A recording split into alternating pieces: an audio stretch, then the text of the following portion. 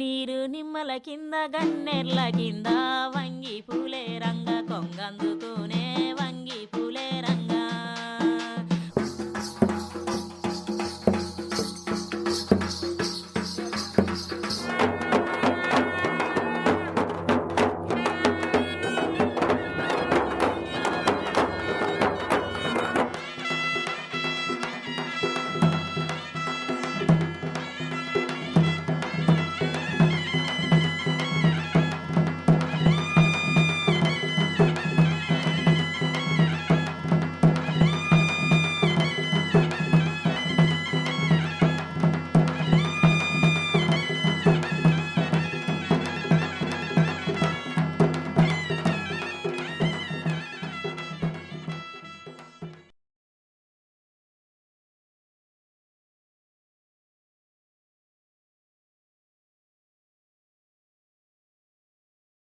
Good evening, ladies and gentlemen. Welcome once again to this session with one of the best-known writers of India, Devdutt Pattanaik.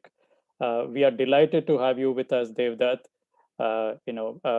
We are very excited and we are looking forward. I just sent a message to Shreya saying that the Twitter is completely on fire. Our social media channels are all abuzz, and they're all looking forward to this session. And we are delighted to welcome you to Hyderabad Literary Festival 2021. Ladies and gentlemen, of course, somebody like Devdutt Pattanaik does not really need an introduction, but very quickly, it's my responsibility to introduce him in 1 minute. Devdutt Pattanaik writes, illustrates, and lectures on the relevance of mythology in modern times. He has written over 50 books and 1,000 columns on how stories, symbols, and rituals construct what he calls subjective truth, which otherwise we call them myths, of ancient and modern cultures around the world. He consults and with corporations on leadership and governance, and the TV channels on mythological serials. And of course, any number of books that many of you are familiar with. His books on Business Sutra to Leadership Sutra to the latest book, which he's going to introduce to us, is this wonderful book called Pilgrim Nation, The Making of Bharatvarsh, which is his latest publication that has come out in 2020.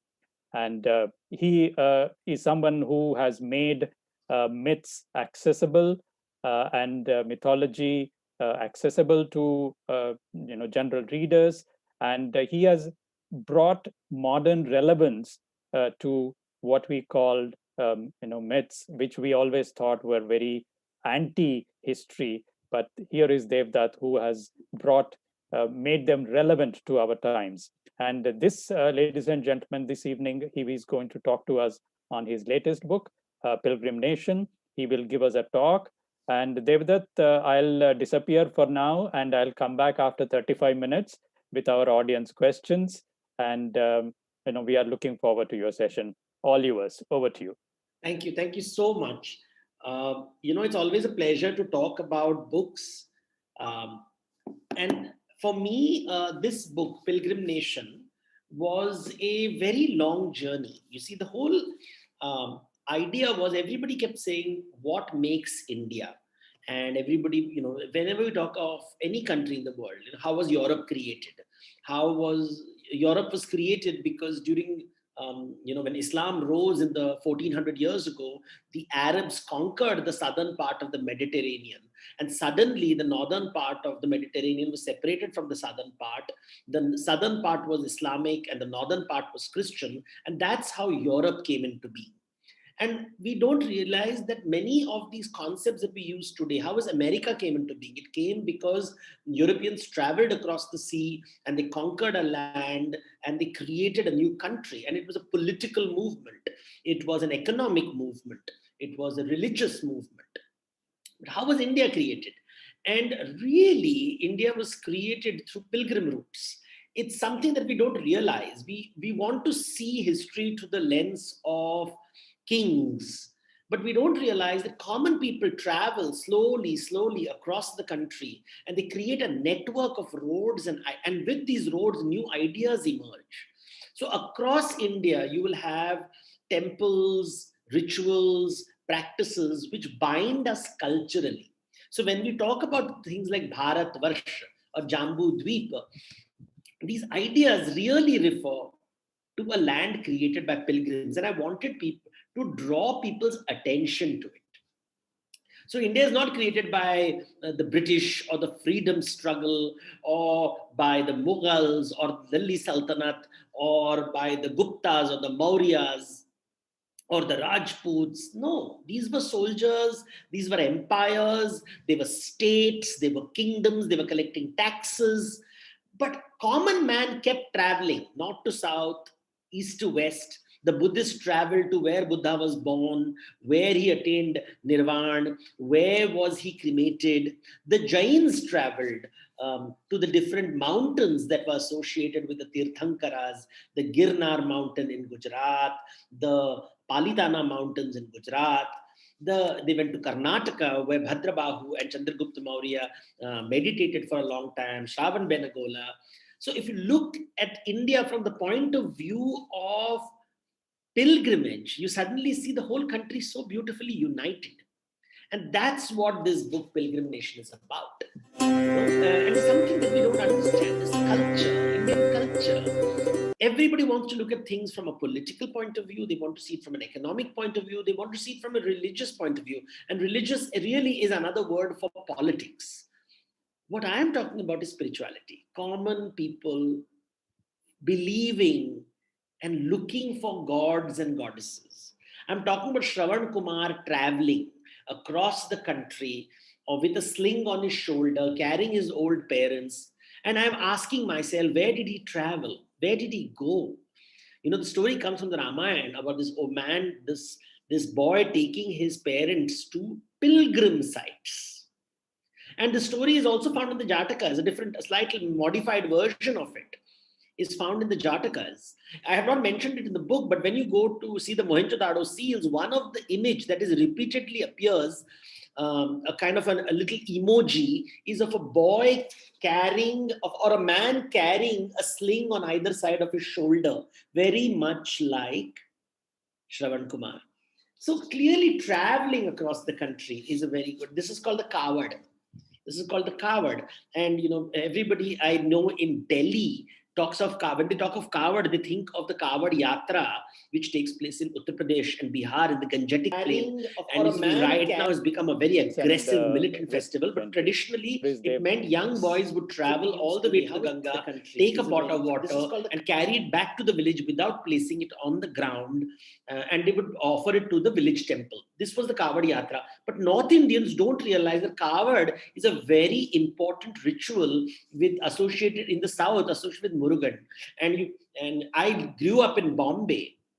And there I used to see rituals performed by the South Indian community, the Tamil community, of people carrying cowards with peacock feathers on their shoulders. And this whole idea of carrying things on the shoulder was there in North India and South India. South Indians did not know about North Indian coward. North Indians did not know about South Indian coward. This whole idea of carrying the sling. And, in South India, there's a very famous story which comes that when Agastya Muni came from North India to South India, he was accompanied by a Rakshasa called Hidimba. And Hidimba carried a sling on his shoulder, a bamboo pole. On either side of it, he carried mountains. And these mountains came from the Himalayas down south, and they were given as gifts by the goddess Shakti for her son Murugan, who lived in the south. And that's how Palni Mountains in Tamil Nadu is connected with the Himalayas. And Agastya Muni carried a pot of water in his hand, carrying the Ganga waters, and wherever the water fell, new rivers emerged. So Godavari emerged, Kaveri emerged, Krishna emerged. These stories are there in oral traditions. And you suddenly realize through these stories, North India is being connected with South India. I realized how people in my home state of Odisha don't know anything about Vitthala or Pandharpur in Maharashtra. Just as people from Maharashtra know hardly anything about Puri Temple or Bata Mangala. Or I realized that so many few people knew about Assam Shankar Dev and how he created a revolution, a Vaishnav revolution in Assam. So we are really connected through common stories of Vishnu, of Shiva, of Draupadi, of Sita, of the Dashavatars, of Vaishnav traditions, of Buddhist traditions, of Jain traditions, stories that were told by pilgrims who traveled across the country. We hear of rishis traveling around roads which were created by deer. The deer is called Mriga in Sanskrit, and therefore Marga is created. And the Rishi would walk on these Margas, and Rishi would encounter Rakshasas, and there would be conflict between the Rishis and the Rakshasas. And eventually they would settle down, they would calm down. Rishis would marry Rakshasa women, like Vaishrava marries Kaikeshi, the Rakshasa woman, and the child born of it is Ravan. So these stories talk about how new communities were created. And wherever the Rishi went, they were followed by Rajanyas or princes, and gradually the traders followed them, and gradually people created new villages, new towns. You suddenly find the migratory patterns of Buddhist monks, Jain monks, Brahmins creating Brahmadeya villages across India, and that is how India is created. So the whole idea of transformation of the landscape through pilgrimage is what I wanted to draw attention to. I wanted to tell people how when you go to Kerala, there is the Shabarimala temple. When you go to Tamil Nadu, there is the Meenakshi Madurai temple, where the deity is a female goddess, and she is the ruler, and her husband comes to her chambers every evening, and they spend the night on a swing. It's an amazing story of a land ruled by a woman called Meenakshi. As you go northwards and you come to Andhra Pradesh, you hear of Tirupati Temple. And in Tirupati Temple, you hear how Tirupati Balaji plays the game of dice with Hathi Singh Baba. And those images I found when I went to Tirupati, where there are these images of Tirupati Balaji playing a game of dice or Chaucer. And did you know the board games were invented in India? And Chaucer and this whole idea of Narayana playing the game of dice with his devotee, Hathi Singh Baba, is a recurring theme in mythology. So Lakshmi plays dice with Vishnu, and Shiva plays dice with Parvati, and you find dice as a sacred ritual in India. Or when you travel towards Karnataka, you see these gigantic statues of Bahubali from the Jain traditions. Many people don't realize that Jainism emerged in Bihar and gradually traveled southwards. In the south, around Mangalore, around Udupi, you have these huge mountains where on top of which are basadis or special monasteries related to the Jain traditions. And you find Jain temples even in Tamil Nadu, when you go to Madurai, you find the Samana Hills or the Shramana Hills. Same thing when you go to Nagarjunakonda in Andhra Pradesh, you find Buddhist sites, Jain sites, Hindu sites. So as you travel through India, you're actually getting a sense of these places. And even when the Muslims came to India, they also created a network of mosques and dargahs, and suddenly dargahs became important. And the places, because in India, holy men were always considered people to visit. So the Sikhs had their deras, the Muslims had the dargahs, Hindus had the siddhas. So you have these various places where the Nath Jogis sat, where the Peer Babas sat, where gurus sat, which became pilgrim spots. So you find it's an evolving idea. So from Vedic times, maybe from even Harappan times, then Vedic times, and then you see these ideas emerging with the Buddhists, the Jains, the Puranic period, you find ideas emerging, the Tantric age people emerging.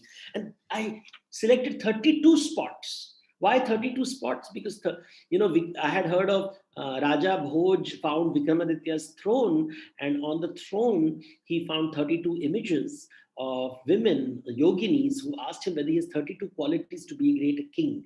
And I thought that 32 is a great number because it indicates Raja Dharma. It indicates Raj Dharma. And when we talk of India, we use a political tune. And I said, can we approach, because that is Rajniti. Raj Dharma is spiritual. It is, while Rajniti is political. Rajniti, you only think of yourself. But when you do a pilgrimage, you have to think of other people. You travel and you learn about other cultures. You travel and expand your mind because you see new rivers, new mountains, new rituals, new deities, new architecture, new ways of thinking. And that is what happens when a North Indian travels to a Shabarimala temple, or when he travels to Guruvayur in Kerala, when he travels to Madurai Meenakshi, when he travels to Chidambaram, when he travels to Tirupati, when he travels to Shravan Benagola, when he goes to Udupi, when he goes to Gokarna, or he comes to Maharashtra and sees the Khandoba's Jezuri shrine covered with turmeric, or he goes to Pandharpur and he sees a temple where Vishnu is worshipped with arms akimbo and it is called Vitthala. And he realizes that in North India, Krishna is worshipped with Radha, but not in South India. You don't find Krishna being worshipped with Radha in Guruvayur or in Puri or in Pandharpur or in the Parthasarathi temple in Chennai. And you suddenly realize how India is so different. There is no one way of understanding India. As you travel, you see how in Maharashtra there is the Devi temple in Kolhapur, there is the Devi temple in Tulsapur. The kings were always associated with Durga, and kings legitimize themselves by saying the goddess has given me a sword so that I can be king. So the Shivaji story is very famous. So these are the ideas I wanted to share with people. As you travel from Maharashtra and you travel a little bit towards the east, you come towards Chhattisgarh, and then you come towards Odisha, and Odisha has the Jagannath temple, where the image of the deity goes through cycles of rebirth. Every 12 or 14 or 19 years, the deity is said to die and is reborn again, and new images are created using neem sticks. And you actually visualize the god taking birth and then dying and taking birth and dying, and the rebirth of Punarjanma, the karmic cycle, is ritually performed. And when you go to the temple, you realize that how much importance is given to worldly things like food, bhog, or singing and dancing, and how the god loves to go on boat rides on moonlit nights, or loves to sit on a swing or the Dolo Yatra during Holi, or loves to go on chariot rides, and he's enjoying the material world. And then you see Buddhists on the other side, Jains on the other side, or the Mahants who are saying that the world is Maya. And here is a God who's enjoying Bhoga, Vilasa. And he's saying that, no, enjoy life. And you realize the temples of Hinduism celebrated material in the world. When you go towards Bengal, you see in Calcutta the Kali temple, or you go to Guwahati and you see the Kamakhya temple, and you see the goddess playing a very important role. And worship of Kali standing on top of Shiva, an image which is very powerful. And then you suddenly realize what these images are communicating. Nowhere else in the world you'll find such images. They are communicating ideas. You see, this is the land of Chaitanya Mahaprabhu, of Vaishnav culture, and of Shakta culture. You find gods being offered blood and fish as offering, and alcohol. And you see how the Brahmin rituals are coming and the older traditions are trying to survive. You find tribal rituals. You find the gods of the Bhils, which are different from the gods of the Dangars, who are different from the gods of the Santals. And they have their own rituals, and how people are trying to define Hinduism in a single monolithic way, but it is not happening. So this book was taking, the whole point of this book is to take you on a journey, especially in COVID times when you can't travel. You can sit in a place and travel and see the gods of India in one place, all of them. You can travel and then come to Madhya Pradesh and see Ujjain, and you see these great, what is called Deepa Stambha, these great pillars of fire which are lit with lamps and can be seen at night, and they're blazing like fire, like the fire pillar of Shiva, the Lingobhava form of Shiva. And that is how these stories, suddenly they give material form to spiritual concepts. And that is what makes these rituals and temples and these pilgrimages very powerful. When I went to Karnataka, I saw the temple of Saundati, and which is related to Renuka Mata, the mother of Parshuram. And we are told that she had for a moment found another man attractive. And for that desire, her husband said her head has to be cut. And Parshuram's elder brothers refused to do it, and they were turned into eunuchs. And Parshuram then finally beheads his mother and then asks his father to regenerate her, resurrect her. And because she is resurrected, she is worshipped as a goddess. And her sons who refuse to behead her, still the tradition of transvestites, jogappas and jogammas are there, who are considered men who wear women's clothes and carry the goddess's image on their head. So you see mobile temples carried on the head. And then when you go towards Gujarat, you find the temple of Dwarka, and you find the temple of Dakor, where Krishna is worshipped. But when you actually look at the image, it's a Vishnu image, it's a Chaturbhuj image. And the architecture changes dramatically. It is the Maru Gujara architecture, which is the style which is now going to be seen in the Ram Janmabhoomi.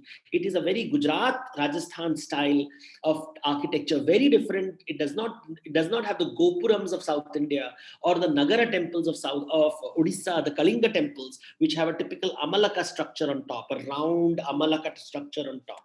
So the architecture changes dramatically. So you see gods changing, goddesses changing, philosophies changing, rituals changing, architecture changing, how history is influencing things. We hear of new gods emerging. You go to Rajasthan and you come to Nathadwara temple, and there you find Krishna being worshipped as Sri Nathji. And I realized that Sri Nathji translated in Tamil is Tirupati. So Tiru is Sri in Sanskrit, in Tiru in Tamil. And therefore Tirupati means the Lord of Lakshmi. Srinath also means the Lord of Lakshmi. And then you realize that when you go to Tirupati Balaji temple, Tirupati stands alone and Lakshmi temple is kept separate. In all Vaishnav temples, the god Lakshmi sits separately. You find the same thing in Dwaraka. Rukmini temple is separate. When you go to Puri, you realize Lakshmi temple is separate.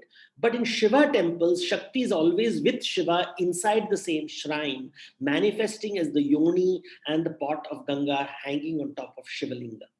So it's a very different image, a very different visual experience, a visual experience which is completely different. So the communication of the culture and the religion is not oral, not just through stories, but also through performance, that is ritual, and also from what you see right in front of you. The images are talking to you.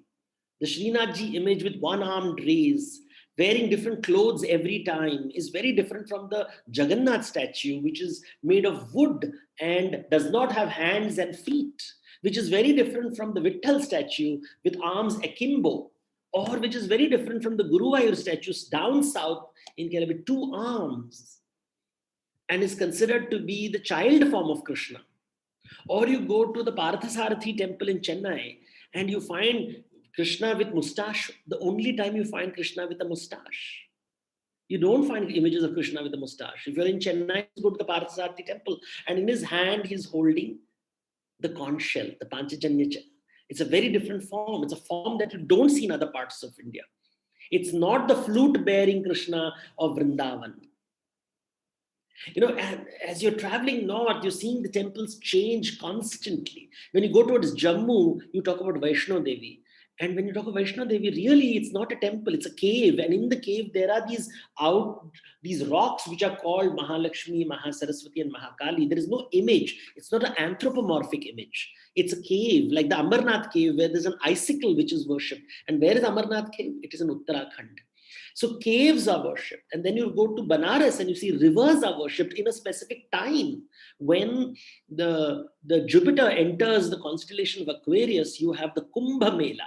So suddenly you are aware of the constellations, the Kumbh Mela, and then you see on earth, the river becomes important. So the river becomes important, mountains become important, caves become important, rocks become important, images are formed. In some places there are statues, in some places there are not. You find images, when you go to Bodh Gaya, you see great importance given to a tree under which Buddha got enlightenment. And then you realize trees are important across India. You find worship of the Akshay Vat in so many temples. You find berry trees being worshipped amongst Jains because trees are associated with the Tirthankara also. And you suddenly see how important these small things are. You find shrines of Hindu gods with Muslim saints, Vavaraswamy in Shabarimalai.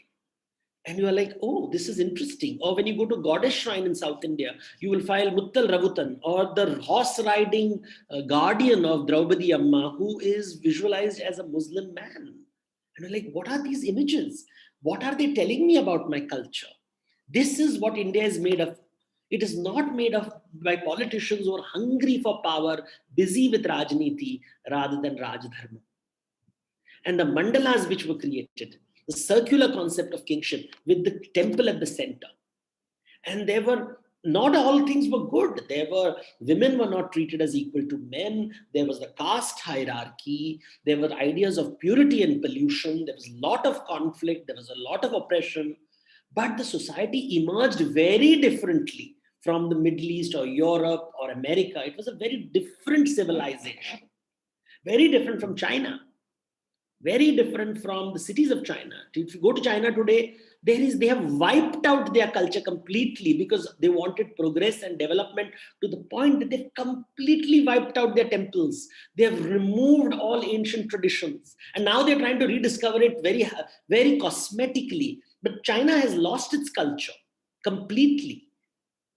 Even their script, they rejected the old script and created their own script, which is a new script, which is not followed in Taiwan, which is not followed in Hong Kong.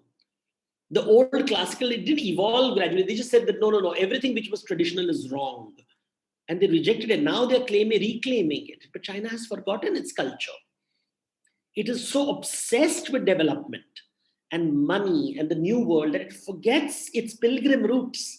Where in China are the pilgrimages? There were pilgrimages once upon a time. Caves of the Buddha, caves of the Taoist monks, the universities of the Confucian teachers.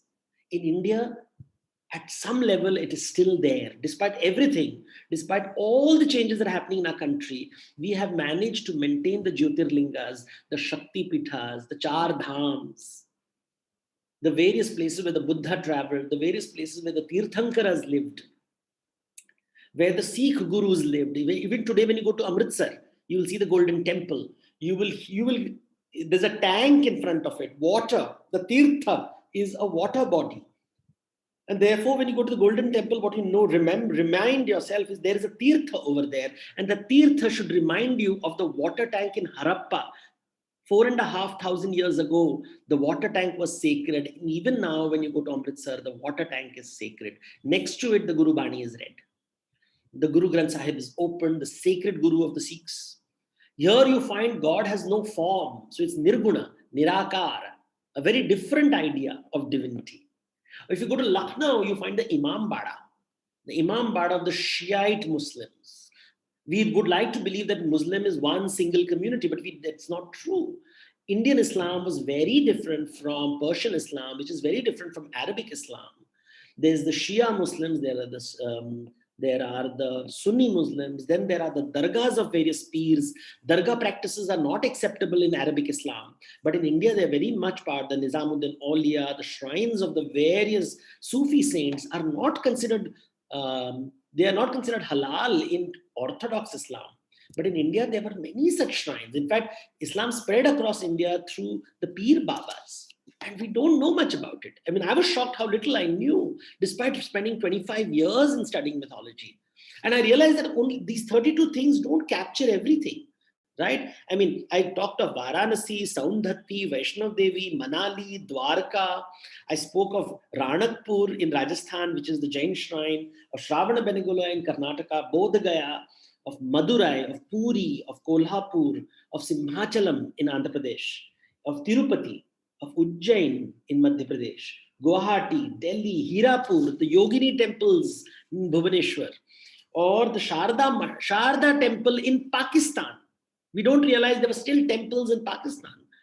Hinglaj Mata is worshipped. There's still the cave of Hinglaj Mata in Sindh, where people still go today. In Udwada, in Gujarat, there is the Parsi fire temple, the Agyari, the Zoroastrian fire temple.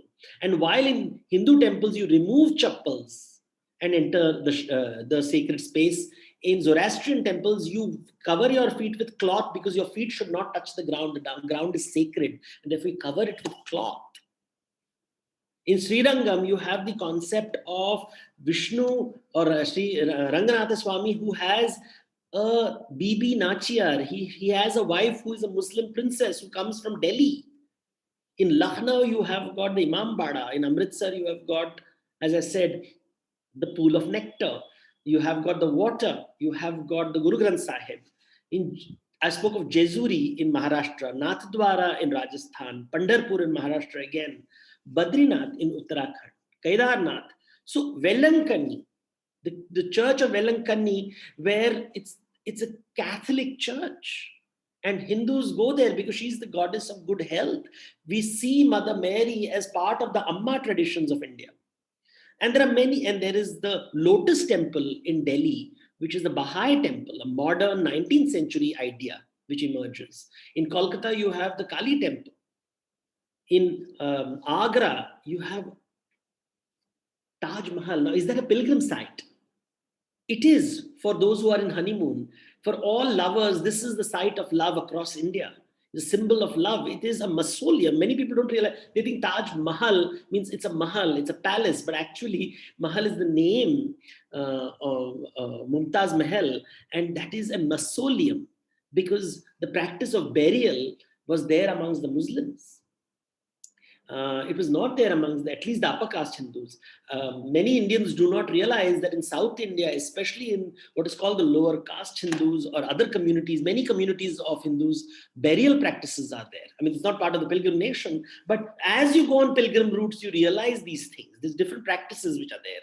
Shabrimala, where there is big controversy of whether the women should be allowed to enter or not allowed to enter. There are temples where Dalits were not allowed to enter. Now they are allowed to be entered. There are temples where Muslims are not allowed. And people argue that in Mecca, non-Muslims are not allowed. So these kind of boundary conversations are what pilgrim nations remind you of. And of course, in my city of Bombay, there are shrines everywhere on the road, in every corner of the street, and everywhere you go, under a tree, near a rock, in the railway station, when you come out of the crowded trains, you will find a small temple. India is a place where you find gods everywhere, in the truck, in the cars. Every car has a little shrine. Every truck has a little shrine. You go to a bank, you find shrines. You go to a restaurant, you will find a little shrine. So the idea of a shrine everywhere, and of course the Bollywood shrines, where we go to see Bollywood superstars. When people come to Bombay, one of the places they have to go to is some superstar's house and see and do darshan. And then you understand what a pilgrimage is, because a pilgrimage helps you elevate yourself from the mundane. It makes you realize what life is all about. So India is created by all these energies, from Vedic period, from the Upanishadic period, from the Purans, ideas from Islam, from Buddhism, from Jainism, from the Parsi traditions, from the Shia side, the Sunnis, the Sikhs, the Fakirs, the Peers, the Siddhas, the Natha Yogis. There are so many things I didn't talk about. In Tirupati, there is the Gangama rituals, and Gangama doesn't really have a temple. Now there are these temples being built, but really Gangama is the Grama Devis. How do you do a pilgrimage to a Grama Devi? Because she's your village goddess.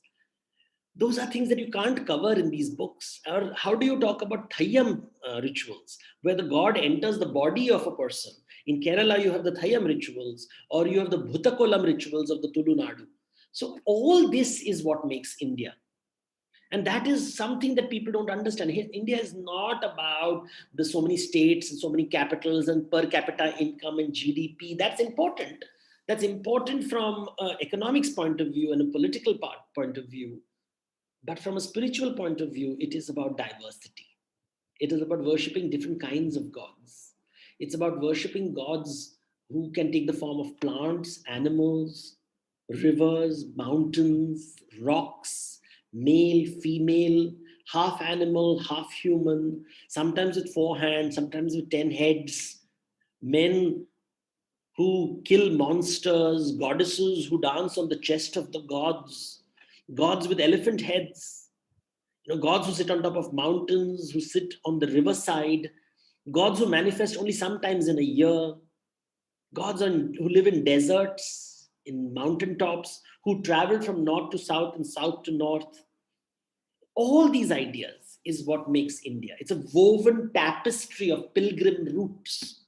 And that's what I have tried to express. So if you like India and you feel there is so much to learn in India, do pick up this book of Pilgrim Nation by HLF. Because I feel we don't know enough and we are not taught enough in our schools and colleges. So this is my little way of sharing the wonderful thing that is India with you. Thank you. Thank you, Devdutt. That's a roller coaster ride, across India, and there are lots and lots of comments, mostly in the chat box. But just a couple of questions. You were talking about the temple architecture changing from place to place, region to region. But essentially, do you think the architecture is a representation of the philosophy of that particular religion? The church architecture is in one particular way, and the Hindu temple architecture is in one particular way. So, do they represent the basic core philosophy of that particular religion? Yeah. So architecture is always an expression of philosophy. So, for example, a mosque, a Jama Masjid, is a place where people will congregate to pray. So it's a place where everybody comes together and prays as a unit. And that's what a Jama Masjid is. And they was to be built by kings to establish their legal authority. The Sultan would build a mosque to say that I am the ruler of this land and it's my masjid. So it was both a political thing as well as an expression of the faith of Islam, that everybody comes and prays together. By contrast, a temple is not a place where you come together to pray. It is a place where you go to visit God. So it is the house of God. So when you see a Tirupati, I am going to visit Balaji and I'm going to see him, so do darshan. So it's a very different philosophy compared to a Jama Masjid where I go to pray. So it's a very different idea. So when you go to a Sikh Gurudwara, you sit in front while the Guru Granth Sahib is opened. It is worship. There is this chamar being used around it, and they sing verses. And that is really it's a very different connection, because the Guru and the Shishya tradition is there, and therefore the Gurudwara is designed around that. So Gurudwara is different, Masjid is different, Mandir is different, because the philosophy is different. And also, sometimes when you see some of these temples, you wonder what could have motivated, the kings who built them. You see these massive temples in Tamil Nadu. What worldview did they have in order to build temples like that?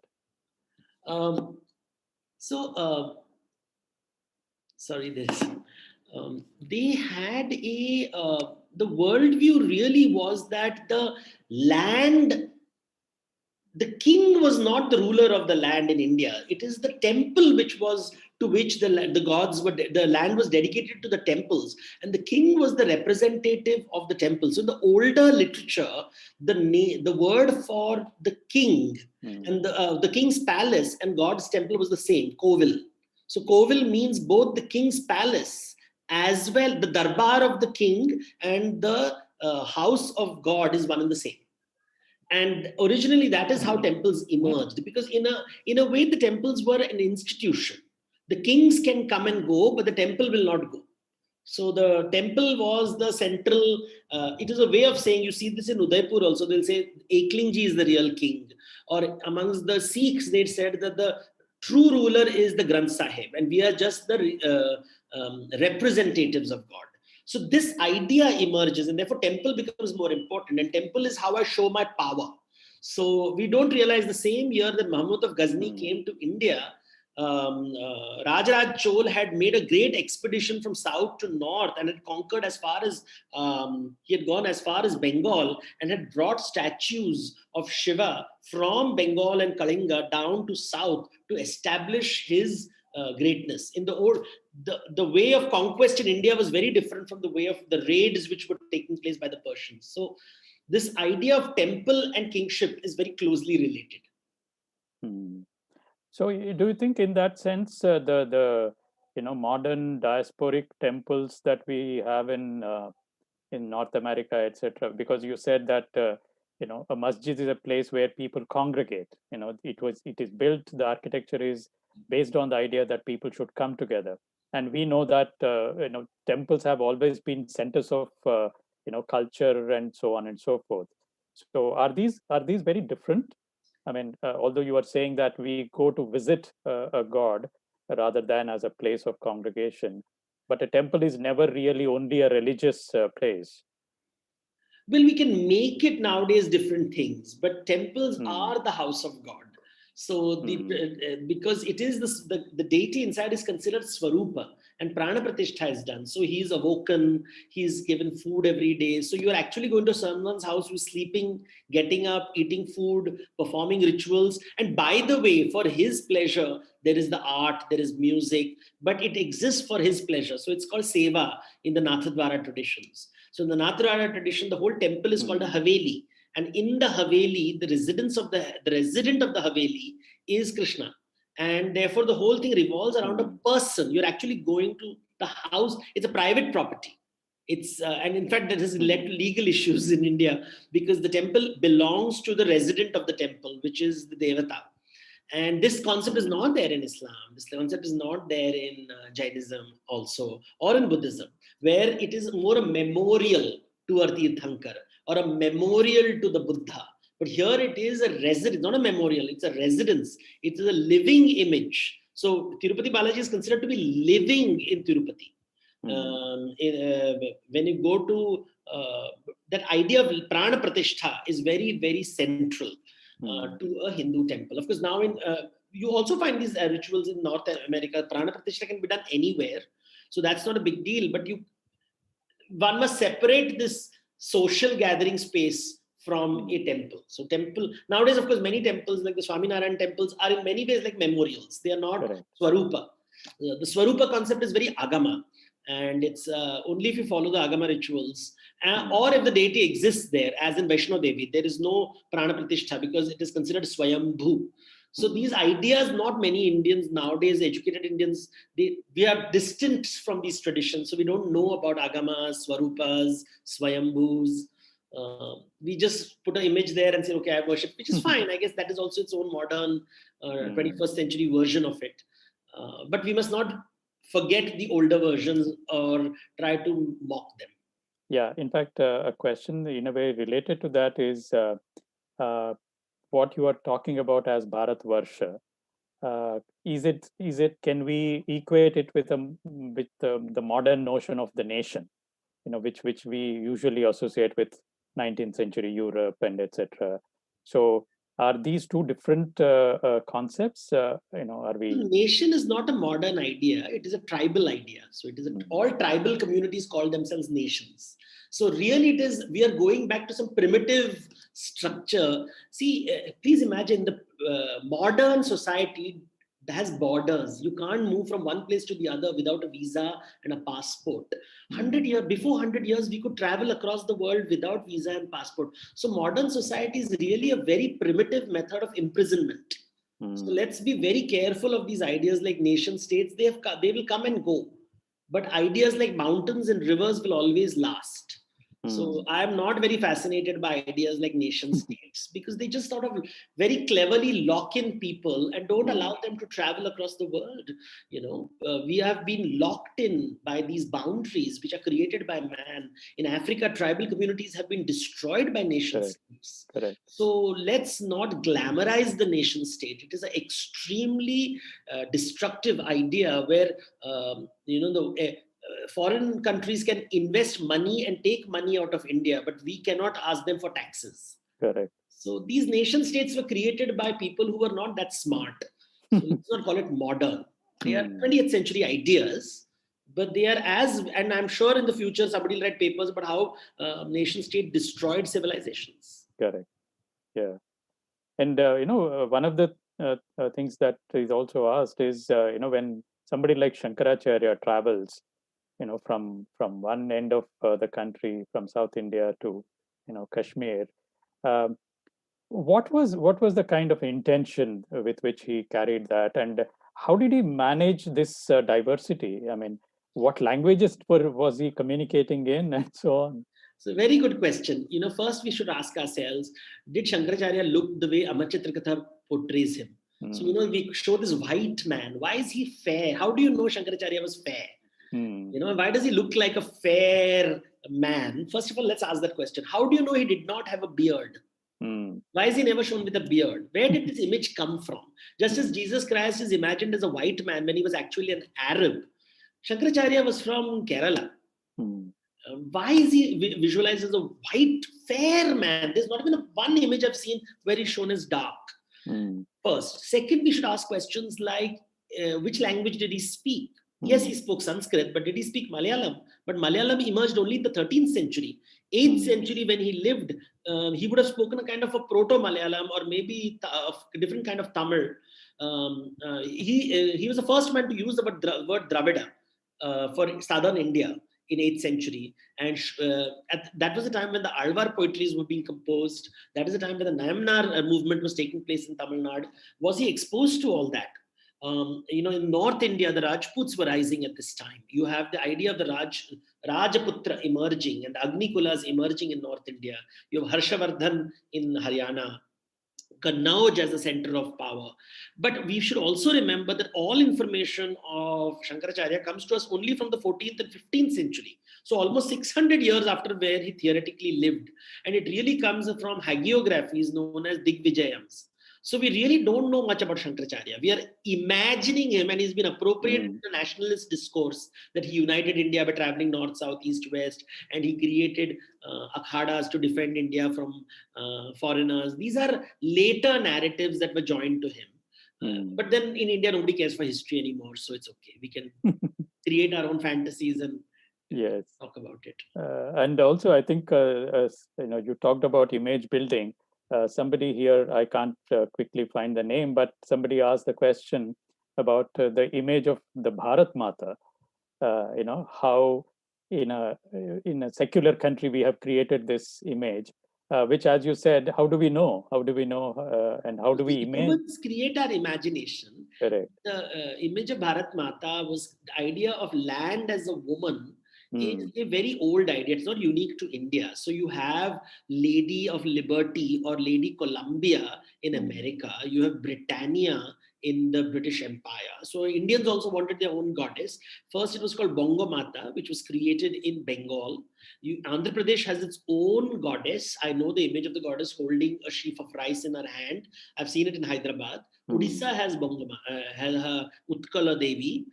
So there are these local goddesses. The whole idea of Grama Devi is there. So Bharat Mata comes from an old tradition that it has been appropriated by religious ideologies, but we should not be embarrassed by religion. Secularism is not the rejection of religion. It is looking beyond religion. Religion is not the only thing. So we have made a mistake of considering religion as a bad word. That's a very pedestrian and silly idea of people who don't really understand human psychology. Anju Makhija is asking, what forms of Sufism have you come across during this pilgrimage?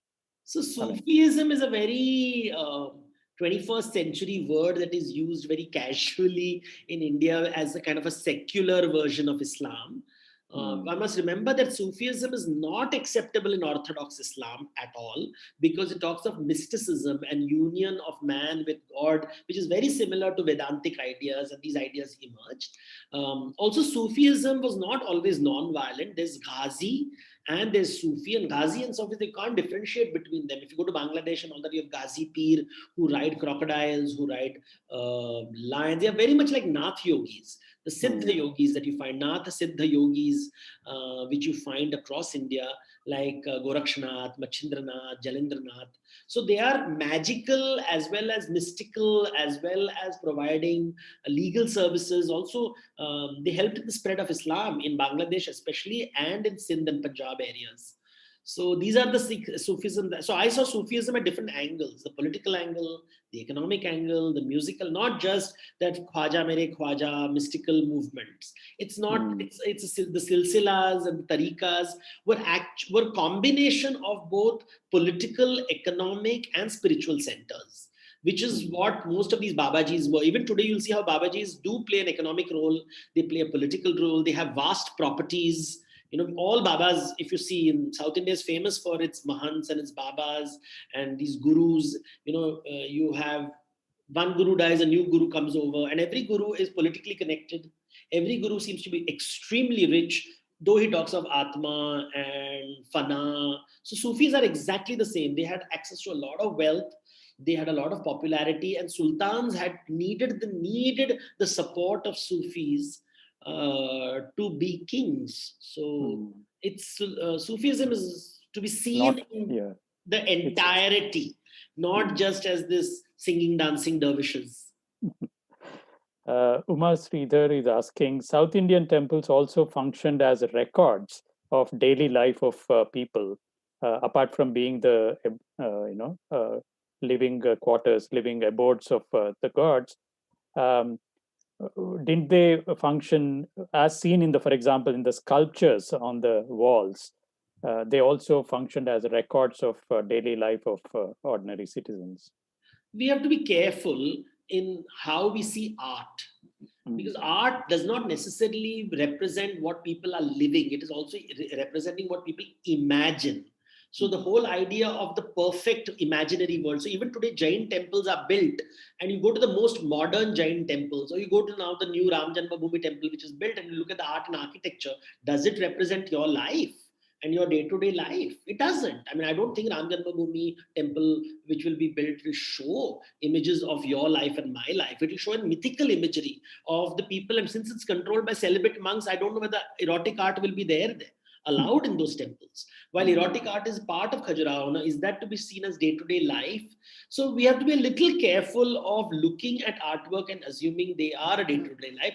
They represent a stylized version of it's an impressionist world of how they imagine life. So there is dharma, there is kama, there is nature. So there are animals, there are plants, there is hunting scenes, there's war scenes, there are women playing a very important role. When you go to Kolhapur, you'll see the whole circle of women, which is a very powerful concept in temples. Nowadays, people don't understand this, that a temple has to be surrounded by women, which is a Buddhist concept, Jain concept, and Hindu concept, but not in the modern 21st century, where women have been completely eradicated. So you have to be careful about how you see these artworks. They are not necessarily reality. And also, Rahul Chauhan is asking, because you mentioned about how in certain people and certain, you mentioned so in some temples, women were not allowed. In some, so he's asking the question about when and how did the Varna system become concretized as jati or caste system? So genetic evidence says it happened 1900 years ago. So endogamy becomes widespread in India 1900 years ago. We know this from genetic evidence. You can just Google about it. So, and it really becomes an important system as the agrarian economy joins the temple building structures. So temple building in India accelerates from around 1500 years. And wherever temple building took place, agricultural economy was tied up. You have to read a little bit of the history books, which tells how the new books on caste are talking about how temples, agrarian economy played a very important role in construction caste in villages. Every village had its own caste structure. Some things were common, some things were not. But roughly 1900 years ago is when it starts. It peaks about 1000 years ago. And Ishwar Sagar is asking, does architecture evolve as per the invaders, religion or invaders concept of a temple? So temples in India came only after the Greeks arrived in India. Now, I don't know when you talk about invaders, who you're talking about, because nowadays people's history knowledge is so poor that we don't know who we are talking about. We forget how many people, Persians, Greeks, Scythians, Parthians, have come from the West. The Turks, the Afghans, the Arabs, lots of people have come from the West and from China. So do we call them invaders and all that? These are political words. But everybody who comes brings a new idea. For example, the samosa that you eat came from Turkey. The samosa that we eat, they said it was inspired by the pyramids. The pyramids looked like the samosa. And therefore, the Turkish cooks created samosa, and it usually used to contain only mutton and meat. And that was a Turkish dish. It is even today found in many parts of Middle East, this food. When it comes to India, we start using vegetables inside it. And the potato comes from America via the Portuguese. So only 500 years ago. So the samosa is not a Hindu dish, right? It is what we call it, an Islamic dish. Do we call it a Portuguese dish? So careful of what you call. So you are eating invaders' foods, right? When you're eating a samosa. Correct. Mini Naini is asking the question: what is the level of sanctity that reigns in modern temples compared to the Swayambhu Pratishta temples? See, sanctity is as much as people attribute to it. So temples come and go. Temples rise, fall, they are forgotten. If you go to the Chausashta Yogini temple in Odisha right now, it is just a old memorial. Now people are trying to worship it and all that, but it doesn't connect with people the way Jagannath Puri will connect. So temples are as powerful as the bhaktas, the believers. So if the believers or if the politician wants to make a temple important, so he puts a lot of funds in it. But will organically a temple emerge? Sometimes on the roadside a temple emerges and the temple dies. When the caretaker dies, the temple dies. So what is considered sacred and not changes with time. There's nothing fixed. This is all comes and goes, comes and goes. There are so many basadis in Karnataka which were abandoned, and Jain temples, were so many temples were abandoned, and then you have these special Jain trusts trying to maintain them. But they are no longer part of communities because the communities have migrated. So the temples have stopped being valued. When people left cities, the temples were abandoned and the temples are forgotten. So nothing is permanent. Nothing lasts forever. We all think Sanatan, everything is 5,000, 10,000, 20,000 years old. Not true. Tirupati Temple's earliest reference we have is from the 9th century. Before that, we really don't know how it was worshipped. And it was worshipped by this very powerful military commander's wife had offered lamps to the deity. So there's not even a Brahmin involved. It's a lady involved for her husband's well-being, from what I remember, the history of Tirupati Balaji Temple. So these things come and go. They'll come and go. When I was a child, Siddhivinayak Temple in Bombay was a local neighborhood temple where my mother used to go after doing shopping. She would go and sit there. Now we can't even enter the temple because there's such crowds over there. It's the most central temple in Bombay. So in my lifetime, the temple's life has changed from a local shrine to a very important 5,000-year-old shrine. 5,000. Yeah, and it's also the temple where all the big stars visit. Yes, it's one place where you get to see how poor the rich are. Because the rich people will go and say, God, please give me something. You have to look at their faces. They look so hungry. They look hungrier than the beggars on the road. So you have to see those images. Beautiful thing you see in Siddhivinayak is to see rich people looking poor. I think, that's a wonderful note to end. I think if you want to see, equality in India, go to Siddhivinayak Temple. where you can see everybody poor. Thank you so much. And ladies and gentlemen, Pilgrim Nation is available at Book Point. Online, you can get your copy online.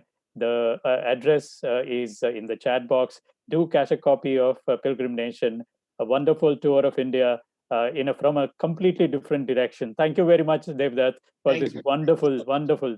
Thank you very much. Thank you so much. Thank you. Thank you.